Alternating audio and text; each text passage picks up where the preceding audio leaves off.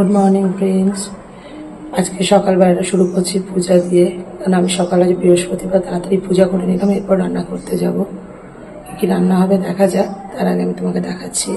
পুজোটা করে নিয়েছি দেখো, আর তোমরা আমার গোপালকে দেখো কেমন, বলো আমার গোপাল এখানে রয়েছে। আর বজরংবলী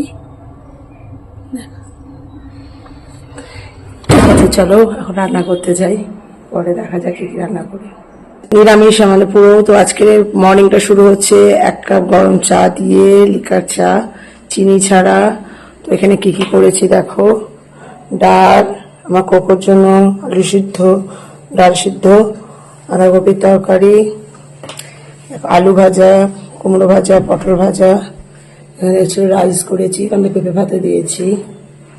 আর এখানে রুটি আটা মেখে রেখেছি, রুটি হবে। তো বন্ধুরা বলবে কেমন লাগলো। তোমাদের বাড়িতে আজকে থার্সডেতে কি কি রান্না হয় জানিও। আজ আমার নিরামিষ পুরো।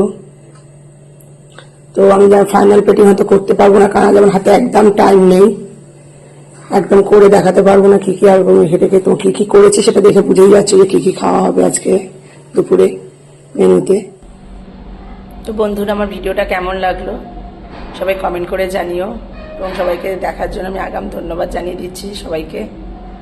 কালকে ভিডিওটা ভালো লেগেছিল নিশ্চয়ই সবার। আজকে আমার ডেলি ব্লগে আমি দিলাম আমি আজকে কি কি করেছি। প্লিজ আমাকে ফলো করবেন। Bye bye.